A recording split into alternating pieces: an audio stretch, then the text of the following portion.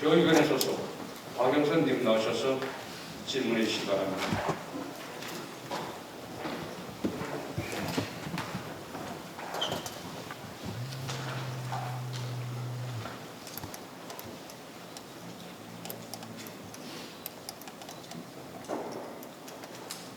존경하는 265만 도민 여러분, 안녕하십니까?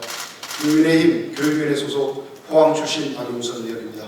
오늘 제326회 임시회를 맞아 본 의원에게 도정 질문 기회를 주신 고 의원 의장님, 김희수 부의장님과 선배 동료 의원님께 감사의 말씀을 드립니다. 먼저 수해와 화재로 피해를 입으신 모든 분들께 위로의 말씀을 드립니다. 이철우 지사님, 임종식 교육감님을 비롯한 공직자 여러분, 진심으로 감사를 드립니다. 코로나19 팬데믹, 태풍, 폭우 등 자연재해 앞에서 인간은 한없이 나약했습니다. 그러나 함께하면 극복하고 이겨낼 수 있다는 자신감을 공직자 여러분께서 앞장서 보여주셨습니다. 경북 도민의 안전하고 행복한 생활은 바로 여러분께 있다는 사명감과 자존감을 끝까지 지켜주십시오. 그런 질문을 시작하겠습니다. 먼저 화재 예방 대책과 관련해서 질의하겠습니다. 먼저 2분가량의 동영상을 잠시 보시겠습니다. 노인 요양원에서 불이 나 27명의 사상자가 발생했습니다. 오늘 새벽 4시 24분쯤 경북 포항시 남구 인덕동에 있는 여성 전용 노인 요양센터에서 불이 났습니다. 천에 있는 복합 스포츠센터에서 불이 나 29명이 숨지고 29명이 다치는 최악의 화재 참사가 발생했습니다. 경남 밀양에 있는 세종병원에서 불이 나 30여 명이 숨지고 140여 명이 다치는 대형 참사가 발생했습니다. 소방방재청 국감장에선 소방관이 입는 기동복이 눈길을 끌었습니다. 새누리당 이철우 의원은 불에 잘 타는 소방 기동복이 오히려 소방관의 생명을 위협하고 있다고 지적했습니다. 그러면서 불에 탄 흔적이 있는 우리나라 소방 기동복과 미국의 소방 기동복을 나란히 보여줬습니다. 그런데 왜 이거 지금 그래서 소방공무원들이 위협에 처하도록 하느냐.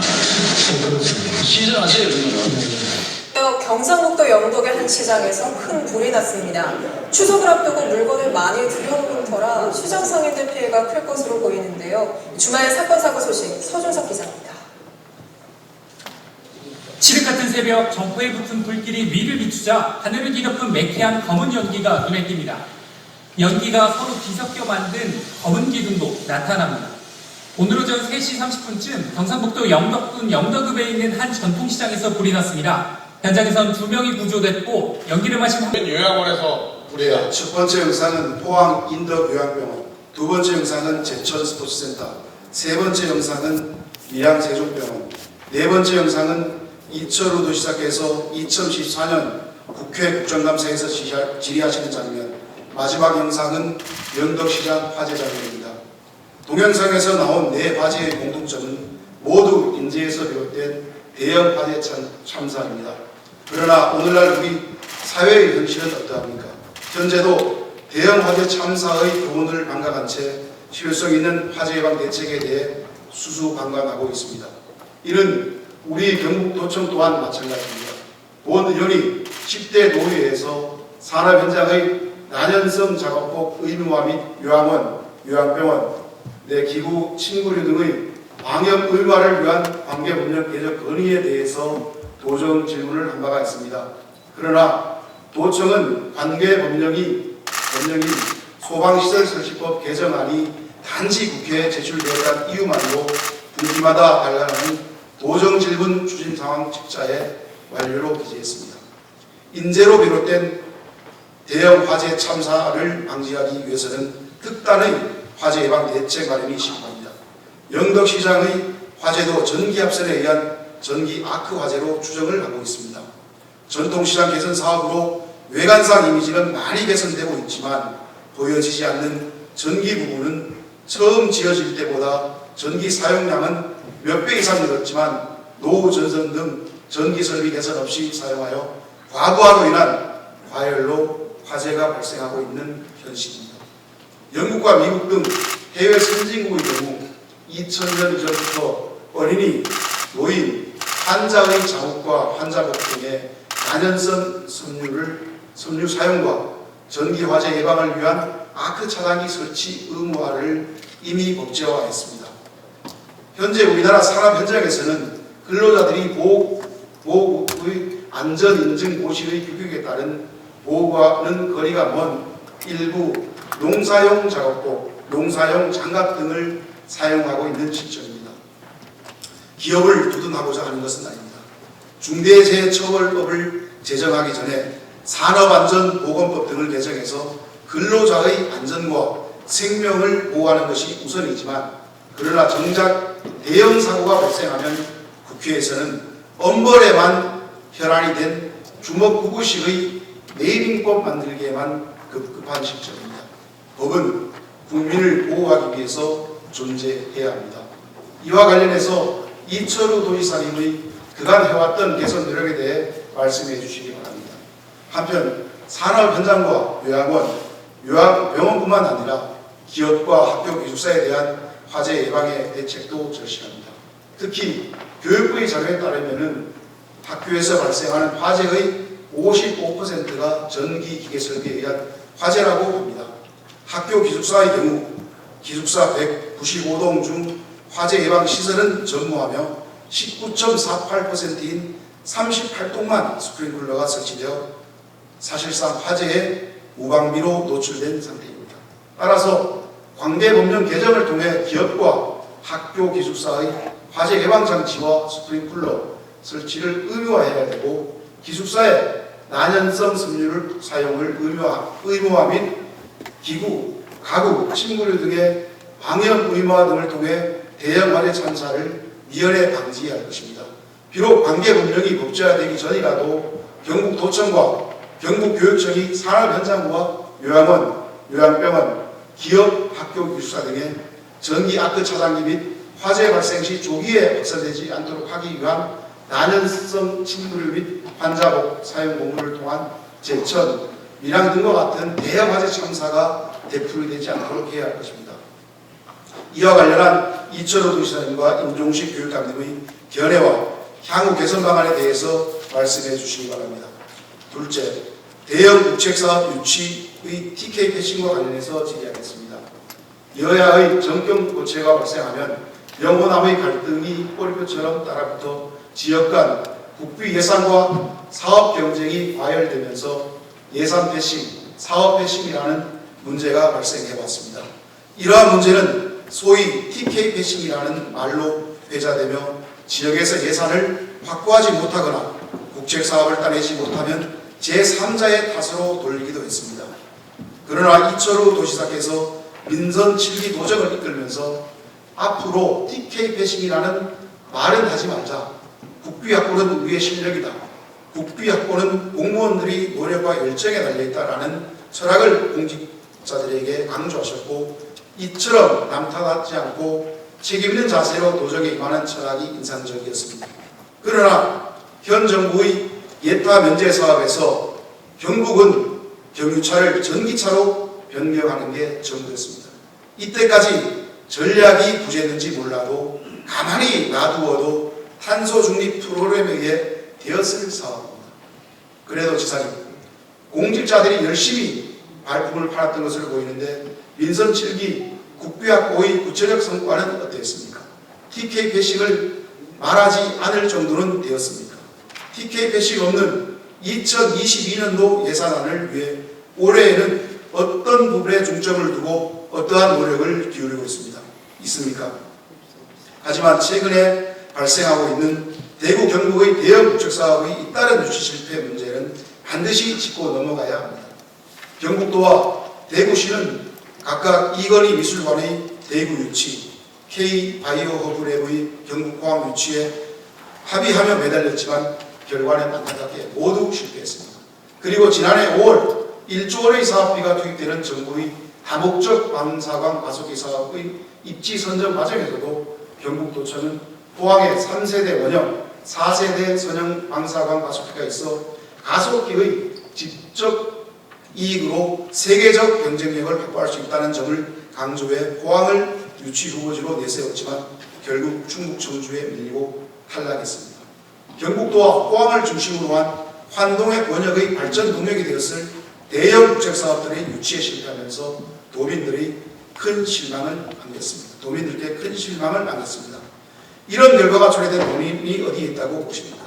그런데 이 선정 기준에서 핵심 요건이라 볼 수 있는 평가 기준이 접근성이 떨어지는 비수도권 지역에 매우 불리하게 작용했다고 생각되는데 선정 기준이 구체적 탈락 사유는 무엇입니까?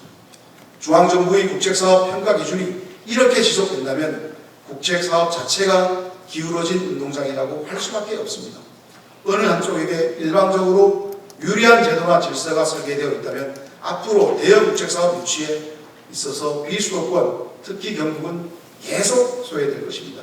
이에 대한 경북도 차원의 대응 방안이 무엇인지 이철우 도지사님께서 말씀해 주시기 바랍니다. 시는 다시 일어서는 법을 가르치기 위해 산을 넘어뜨립니다. 라는 고 장영희 서강대 교수님의 말씀이 있습니다. 경북이 여기서 주저하지 않고 대형 국책사업 유치를 통해 TK 패싱이라는 오명을 벗어나 다시 일어설 수 있도록 전력을 다해 주실 것을 이철우 도지사님께 당부의 말씀을 드립니다. 다음은 지역사랑상품권 제도의 개선 방안에 대하여 질의하겠습니다. 현재 경북 23개 시군이 지역사랑상품권을 발행하고 있습니다. 경북 23개 시군 지역사랑상품권의 총 발행 규모는 2019년 2,359억 원, 2020년 7,480억 원, 2021년 1조 1,128억 원 등으로 매년 지속적으로 증가하고 있습니다. 그러나 지역사랑상품권은 당초 기대했던 지역경제 활성화라는 순기능보다 엮기능이 훨씬 많은 양날의 검 같은 존재로 전락했습니다. 지역사랑상품권의 엮인 능으로는 미미한 소상공인 매출 이전 효과, 미미한 고용 효과, 인접 지자체 지역화폐 경쟁적 발행을 통한 외부 지역 소비 감소 효과, 보조금 지급으로 인한 손실, 지역화폐 발행 및 관리 비용 발생, 소비자 고생 감소, 현금 깡 문제, 일부 업종 물가 인상 효과, 온누리 상품권과의 중복 등이 있습니다. 따라서 본의원은 지역사랑 상권 제도의 전면적인 개선이 필요하다고 생각합니다. 우선 단기적으로는 경북 23개 시군이 우주주도로 발행하고 있는 지역사랑 상품권을 경북 지역사랑 상품권 하나로 통합하고 구매 가능한 업종을 확대함으로써 경북에서 외부 지역 소비 감소 효과가 일어나지 않도록 방지해야 할 것입니다. 장기적으로는 지역사랑 상품권 제도의 폐지도 고려해야 하지만 IT 강국인 대한민국은 발행 방법이나 사용 방법 변경을 얼마든지 편리하게 할 수 있습니다. 중앙정부는 마스크 19제, PCR 검사 등 코로나로 줄을 세우고 지방정부는 10% 할인된 한정된 지역사랑 상품권을 발행하면서 비오는 아침부터 긴 줄을 서서 기다리고 있습니다. 왜 국민들이 줄을 서서 고생을 해야만 합니까? 궁극적으로는 소상공인에 대한 지역사랑 상품권 또한 온누리 상품권을 통한 간접 지원이 아닌 현금 직접 지원 방식으로 정책을 전환해야 할 것입니다. 이에 대한 이철호 도지사님의 견해와 향후 지역사랑 상품권 제도 개선 방안에 대하여 말씀해 주시기 바랍니다. 마지막으로 사립유치원 재정지원 분담과 관련해서 질의하겠습니다. 교육은 백년대계이자 계층 이득의 유일한 사다리이기 때문에 그 중요성을 아무리 강조해도 지나치지 않습니다. 특히 교육 중에서도 두드러진 발달과 사고가 길러지는 유아기의 교육을 담당하는 유치원 교육이 무엇보다 중요합니다. 그러나 우리나라 유치원 교육의 현실은 국공립 유치원에만 재정 지원이 집중되고 있으며 반대로 사립유치원은 열악한 재정 상황으로 인해 학생에게 헌법에 보장된 교육권을 제대로 보장하기도 어려운 실정입니다. 우리 경북의 사립유치원 현실 또한 별반 다르지 않습니다. 경북도청의 사립유치원 재정 지원은 예산은 현재 전무합니다. 반면 타 지방정부에서는 사립유치원에 대한 시설 환경 개선비 등을 이미 재정 지원하고 있습니다. 교육에 있어서 도청과 교육청이 따로 있을 수가 없습니다. 비록 사립유치원의 소관이 교육청이라 할지라도 도청이 사립유치원에 대한 재정 지원 분담을 통해 교육청과 도청이 함께 사립유치원 교육을 조속히 정상화시킴으로써 경북도청과 경북교육청의 슬로건인 새바람 행복 경북, 따뜻한 경북 교육이 진정으로 실현될 수 있도록 해야 할 것입니다. 민간, 가정 어린이집 부모 부담금을 경북도와 시군이 전액 지원하고 있습니다. 0세에서 2세까지는 도청에서 알아서 하시면 됩니다. 그러나 3세에서 5세는 교육청과 협의를 했어야 했다고 저는 생각합니다. 어린이집과 유치원을 선택해서 갈 수 있기 때문입니다. 이번 교육회복지원금건도 을 포함해서 도청과 교육청이 소통을 했다면 아이들은 차별받지 않았을 것입니다. 이제 경북에서 무상교육이나 무상보육을 하지 않는 곳은 사립유치원이 유일합니다. 사립유치원의 부모부담금 지원도 경북도청과 경북교육청이 책임지고 즉시 시행해야 합니다. 잠깐 이철우 지사님 발언대로 나오십시오. 임종식 교육감님 잠깐 발언대로 나오십시오.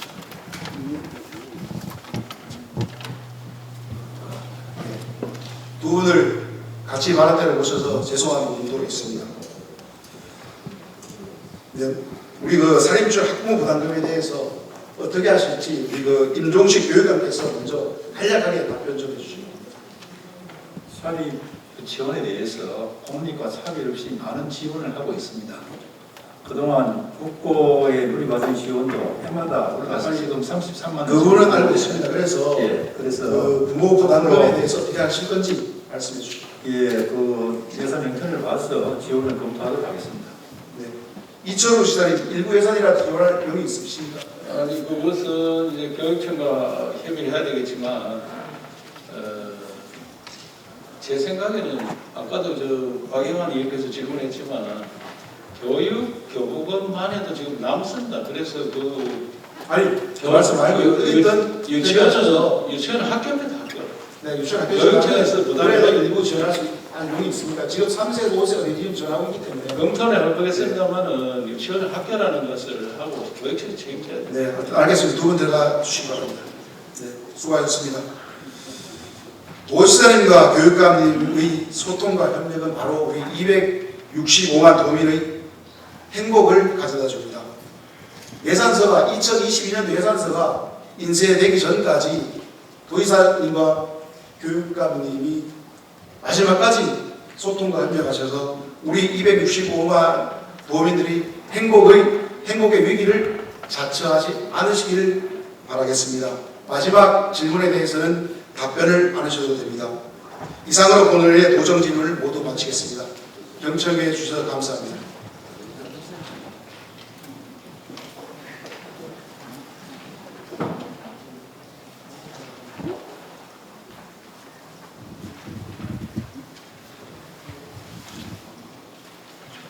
박영선 의원님 수고하셨습니다. 박영선님의 질문에 대한 시편도 답변을 듣도록 하겠습니다. 먼저 이철우 의사님 나오셔서 답변해 주시기 바랍니다.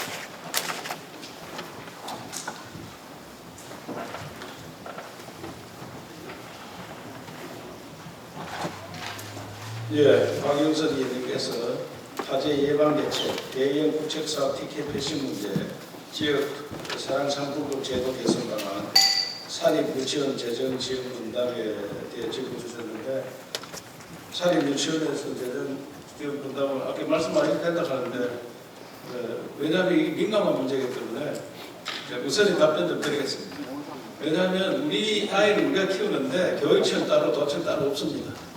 그러나 우선 재정 형편이 좋은 교육청에서 분담을 하는 게 저는 맞다고 생각하고 우리는 재난지원금을 줘서 빚이 엄청 늘었습니다. 돈은 노인들께 더 잘 알다시피 빚이 한 8천원 됐는데 최근에 2년 만에 4천억이 늘어서 1조 2천억이 됐습니다. 그런데 또 빌려가지고 또 줘야 됩니다. 한 군데 돈이 남아서 교육기금도 있고 돈이 남아서 30만씩 돈을 지원해 줬는데 그래서 이것을 도의원님께서 가르마를 타줘야 되지 도지사가 안 하려고 하는 것처럼 비춰서는 안 됩니다. 교육청 따로 어린이집 따로 유치원 따로 이런 제도 자체가 잘못된 겁니다. 다 교육입니다. 교육과 보육을 한꺼번에 할 수 있는 그런 제도로 만들어야 되는데 현재 자꾸 교육청과 도청이 마치 서로 책임을 미루는 것처럼 보여서 매우 미안하게 생각합니다. 도의회에서 결정을 하는 게 맞다고 생각하고 우선 형편 좋은 데서 처리하도록 하고 또 도저히 안 되면은 도청에서도 함께 하도록 하겠습니다. 공립하고 국립은 돈을 지원해 주는데 사립 안 해준다. 그것도 안 되는 거고 어린이집 해주는데 유치원이라고 안 해준다. 그건 부모로 봐서는 불평등입니다. 그래서 그런 문제를 함께 노력해서 해결하겠습니다. 여러 가지 박영선 의원님은 교육위원 또 예산위원 특별위원 전방위원은 운영위원장 역할을 많이 하시고 아까 소방 관련하면서 제가 질문한 자료까지 찾아왔는데 보통 국회의원들이 반말을 잘하는데 제가 다행히도 반말 안 하는 장면이 나와가지고 매우 다행이었어요. 저는 약간 긴장했습니다. 저 혹시나 왜 그랬어 이래 했으면은 얼마나 또 욕을 얻어먹겠나 싶은데 매우 다행이라고 생각합니다. 먼저 화재 예방 대책에 대해서 좀 말씀드리겠습니다. 의원님 말씀하신 도적의 최우선 과제는 도민의 생명과 재산을 지키는 겁니다. 제가 늘 공무원들한테 국민의 생명과 재산을 지키는 것이 공무원의 첫 임무다. 그래서 화재에서 사람의 생명을 지키는 것은 가장 첫 번째 할 일입니다. 그런데 공교롭게도 이번에 영도에 화재가 나와가지고 저들이 매우 긴장했습니다만 사망 사건이 없어서 다행이라고 생각합니다. 그 여러 가지 자료를 많이 보여주셨는데 이 문제에 대해서는 우리 소방본부장이 한 번도 답변 안 하는 것 같아서 답변을 한마디로 그렇게 허락을 해주시고 영덕시장은 제가 현장을 3번 갔었습니다. 가서 전통시장은 의원님들 아시다시피 많은 돈을 부어도 표가 잘 안 납니다. 그래서 차제에 영덕시장을 모델로 삼아서 명품시장으로 만들어서 관광 코스를 만들자. 이렇게 해서 우리가 할 수 있는 돈을 다 따져보니까 한 300억 할 수 있겠더라고요. 그래서 300억 우선 투자하고 그 외에 더 투자할 수 있는 돈이 있으면 할 수 있는 건 모든 걸 다 해서 모범을 보이도록 그렇게 하겠습니다. 국책사업 이제 TK 패싱이냐 이렇게 자꾸 말씀을 하시는데 저는 TK 패싱이나 말은 없다. 단지 우리가 실력이 없을 뿐이다. 우리가 노력하기 답답다. 이런 생각해서 예산 문제고 국책사업 문제를 적극적으로 임해왔습니다. 그래서 지금 18년 제가 왔을 때 대비해가지고 21년 그 예산 다 왔는 걸 보니까 우리가 한 54% 증가했습니다. 전남이 많이 증가한다고 생각하는데 전남은 27.8%더라고요. 우리 예산은 우리 도에서 집행하는 예산은 수도권, 그러니까 서울, 경기, 인천 빼고는 우리가 제일 많습니다. 우리 도가. 그 말은 우리 도가 자체 지방세가 많은 건 아닙니다. 우리가 다 합쳐도 30%가 안 됩니다. 나머지는 다 국비입니다. 그래서 국비를 많이 받아왔다. 그렇게 생각하시면 됩니다. 그 말은 부산과 경남은 우리보다 인구가 한 7, 80% 많습니다. 그래도 그 지역보다 우리가 예산이 더 많습니다. 호남이 7세 같은데 호남이 우리보다 예산 많은 데가 한 군데도 없습니다. 우리가 비율로 따져도 더 많습니다. 그러니까 TK 패싱은 적어도 예산 문제는 없었다.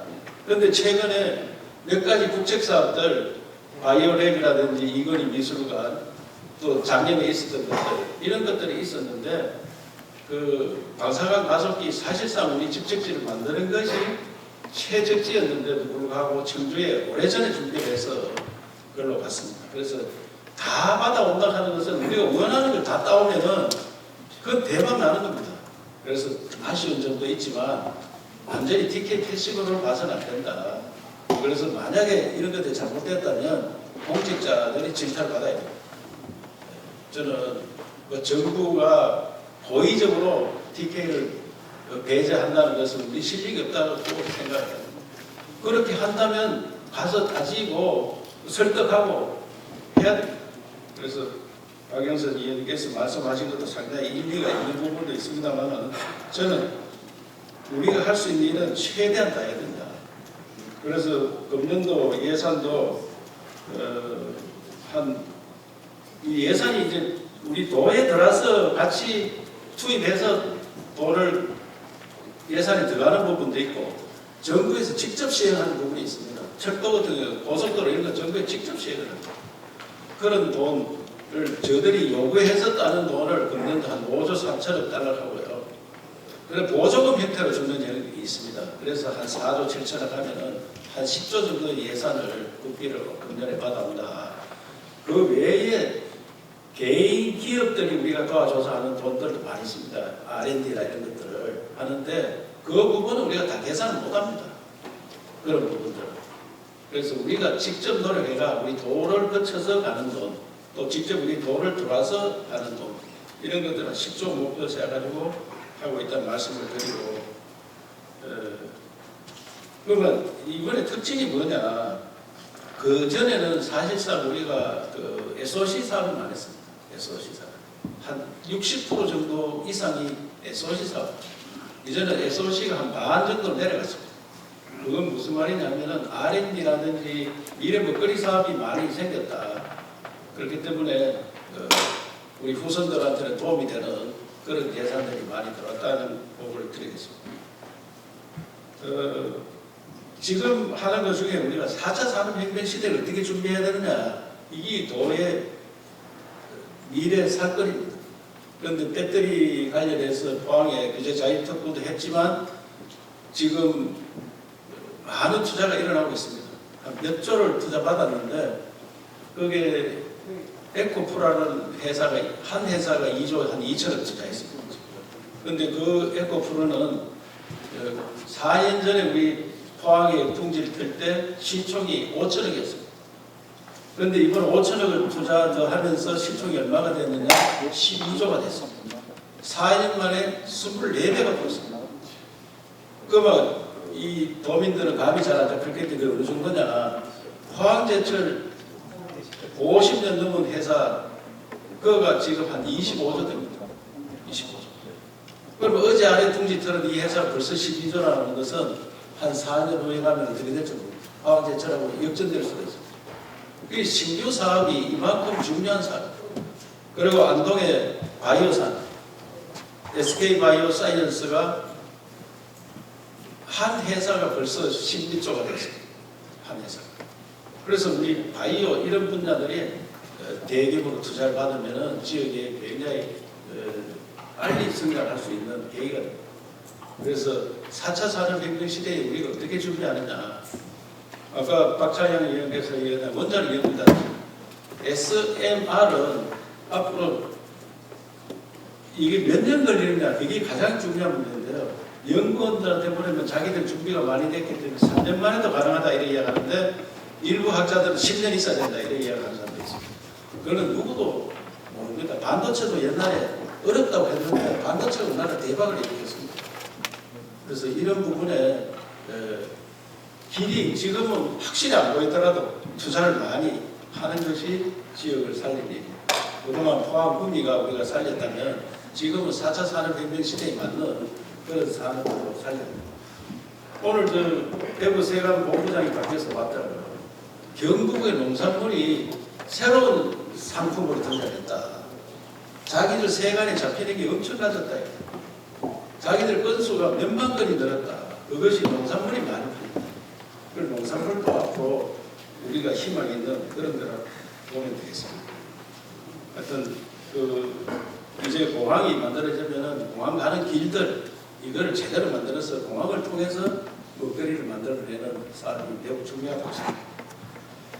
그래서 박영선 의원께서 질문하는 것 중에 지역 상품 사랑권 개선 방안 앞에 말씀 정말 잘하셨어요. 이것이 지역별로 하다 보니까 포차가 되면은 오히려 우리 지역에서는 덕이 아닙니다. 손해됩니다. 왜? 청송이나 봉화나 영양고 지역의 작은 상품들 가지고 계속 하다가 다른 지역에서 들어와서 상품을 사야 되는데 지역 사람 상품과 하면 대도시는 대도시대로 더 덕을 줍니다. 그러면 이제 경북으로 묶으면 어떻게 되겠느냐. 저도 그런 걸 검토를 많이 시켜봤습니다. 묶으면은 포항 인근에는 포항 가서 살 거고 또 구미 인근에는 구미 지역에 아무래도 상품이 많을 겁니다. 그 안동 인근에서는 작은 도시보다는 큰 지역으로 갈 거 아니냐. 그런데 그 지역이 작은 지역들이 불만이 또 생기는 거예요. 그래서 이건 나라 전체로 봤을 때는 그 경북은 경북대로 서울은 서울대로 이 상품을 살라 저끼리 소비한다면 결국 우리가 덕분인 지역이 되겠느냐. 그래서 정부에서는 내일부터 100일을 축소하려고 정부에서.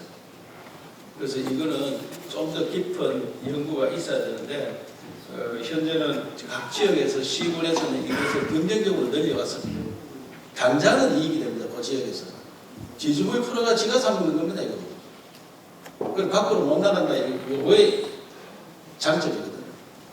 그래서 이 문제에 대해서는 좀 더 연구를 해서 다음에 보고 들을 기회가 있으리라 그렇게 생각합니다.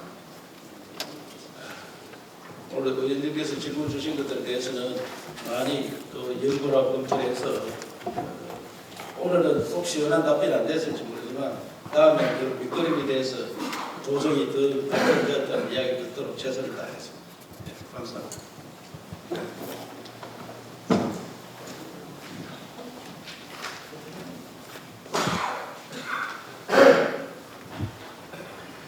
조 이사님 수고하셨습니다. 다음은 임종식 교육감님 나오셔서 답변해 주시기 바랍니다.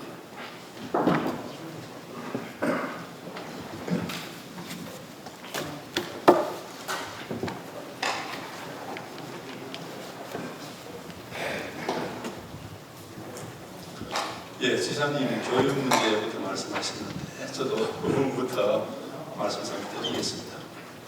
교육은 우리가 미래를 위한 투자라는 얘기를 많이 하고 특히 지역사회 발전과 밀접한 관계가 있습니다.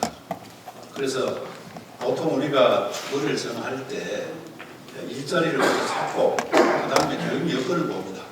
그래서 교육 여건이 나쁘면 이주를 하지 않고 출퇴근을 하는 경우도 많습니다.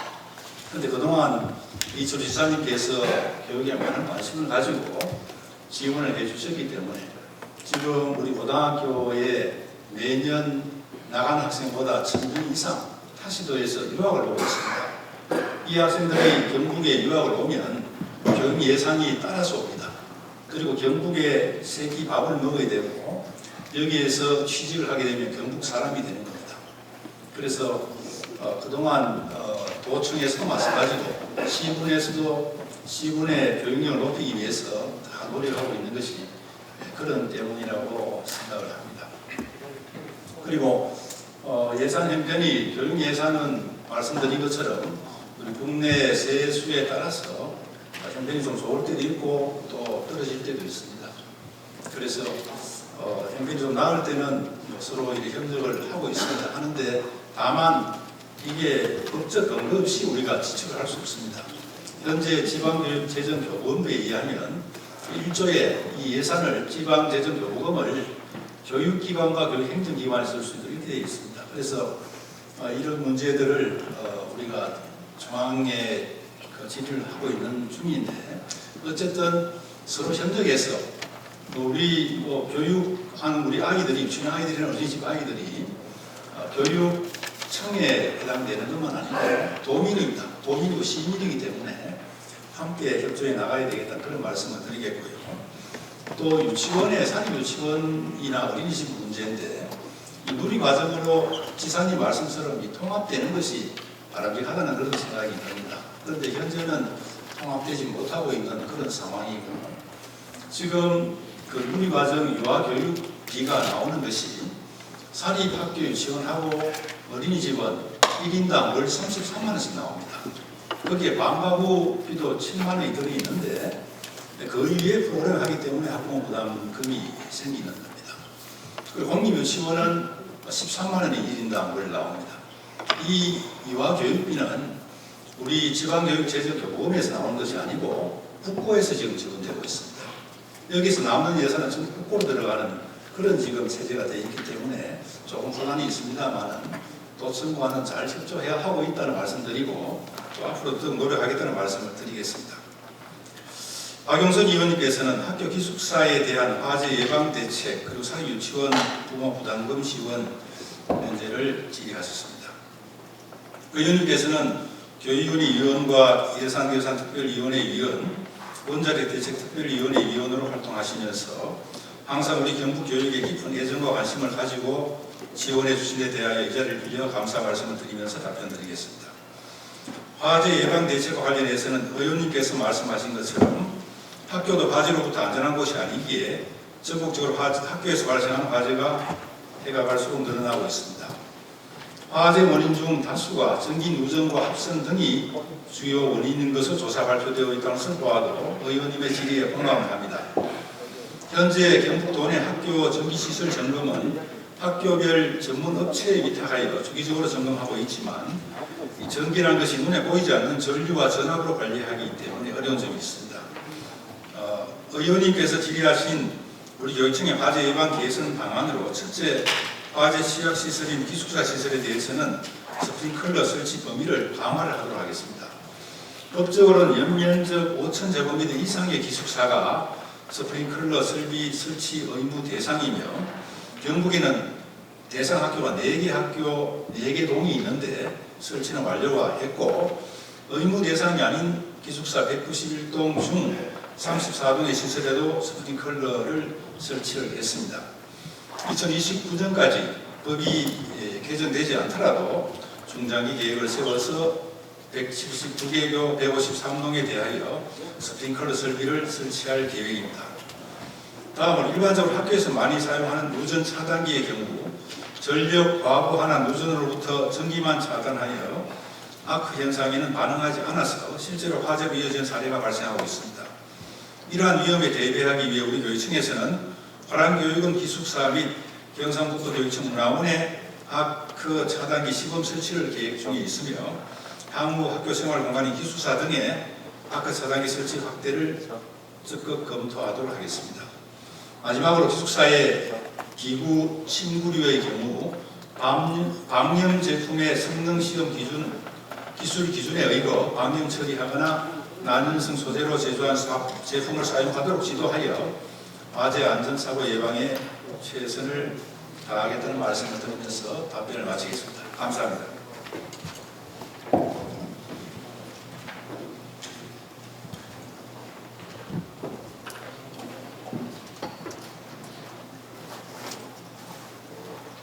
교육관님 수고하셨습니다.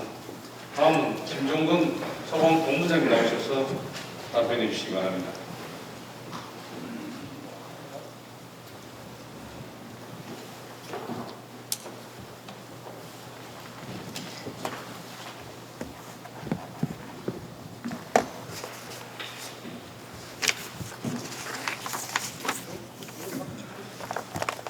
소방본부장 김종근입니다. 존경하는 박병선 의원님께서 화재 예방 대책과 관련하여 질문하신 내용 중에 소방시설 등 세부적인 사항에 대해서 답변드리겠습니다. 먼저 요양병원의 가구류, 침구류, 방역 의무화를 위한 그간의 노력에 대해서 답변 말씀드리겠습니다. 현재 요양원과 요양병원의 방역 의무 물품으로는 커튼, 파판 등이 있습니다. 그리고 가구류, 침구류, 소파 등은 방역 건강 물품으로 규정되어 있습니다. 2015년 11월에 의원님께서 도정 질문을 하신 후에 2016년 1월 침구류, 환자복 등 방역 물품 의무화 확대를 당시 국민안전처에 건의를 하였습니다만 그대로 반영되지는 못하였고 2019년 8월에 요양원, 요양병원의 북박이 가구류에 의해서 방역 건강한 물품으로 추가하는 소방법령 개정이 있었습니다. 법령 개정 후에 저희 소방본부에서는 요양원, 요양병원에 대한 건축 허가 동의 그리고 소방검사를 통해서 방역 처리된 가구류를 이렇게 사용하도록 권고하고 있는 상황입니다. 현재까지 20개소의 요양원 등에서 가구류 일부를 방역 물품으로 교체 사용하고 있습니다만 아직 비용이 많이 드는 문제로 인해서 사용이 활성화되지는 않고 있습니다. 다음은 관계 법령 개정 전이라도 요양원, 요양병원 등의 전기 아크 차단기 설치 그리고 난연성 침구류와 환자복 사용을 금고해야 된다는 말씀에 대해서 견해와 개선 방안에 대해 답변드리겠습니다. 전기 아크 차단기는 전기 사업법에 따라 최근에 도입된 전기 안전 설비로서 기존 누전 차단기와 따로 선택해서 설치할 수 있도록 하고 있습니다만 성능이 우수하며도 기존 누전 차단기에 비해서 10배 내지 20배가량 비용이 비싼 이유 때문에 이 그동안 설치가 활성화되지 않고 있는 실태입니다. 앞으로 소방본부에서는 요양원처럼 화재 위험이 높은 곳에는 전기 아크 차단기 설치를 의무화하는 내용으로 관계 부처에 건의를 검토 추진하고 법령 개정 전이라도 요양원, 전통시장 등과 같이 주요 위험이 있는 곳에는 아크 차단기를 설치하도록 행정지도와 홍보를 적극 추진하겠습니다. 계속해서 요양원 만연성 침구리와 환자복 사용 등에 대해서 말씀드리겠습니다. 앞서 말씀드린 바와 같이 요양원 등에는 화재 조기 확산의 원인이 되거나 명소 매체가 될 수 있는 커튼, 카펫 등에 대해서는 이미 방역 문화가 되어 있어서 1차적으로는 화재 조기 확산 조치가 되어 있습니다만 요양원처럼 대피 곤란한 분들이 다수 생활하는 그런 특성이 있는 장소에는 난연성의 침구류와 환자복 사용이 좋은 방안이라고 생각합니다. 다만 비용 부담 문제와 난연성 침구류와 환자복의 사용감이 상당히 아직은 좋게 나오지 않은 그런 문제점이 있어서 위반 시에 벌칙이 따르는 그런 강제적인 의무화보다는 건강하고 유도하는 방안으로 이렇게 확산시켜 나가는 게 바람직하다고 생각합니다. 앞으로 소방본부에서는 요양원을 소관하는 보건복지부에 방역물품 사용 확대를 건의하면서 보다 적극적으로 행정지도와 홍보 교육을 통해서 이 요양원 등의 방역물품 사용을 권장하겠습니다. 그리고 방역 홍보물 제작 보급을 통해서 도내 46곳의 방역 처리 업체가 있는데 이분들이 효과적으로 방역 물품 사용 홍보를 할 수 있도록 체계적으로 지원을 하겠습니다. 그리고 방역 물품을 사용하는 요양원 등에 대해서는 소방본부에서 인증 과정을 거쳐서 방역 물품 사용 인증 표지를 부착하는 그런 방법으로 해서 방역 물품 사용 확대를 유도해 나가겠습니다. 감사합니다.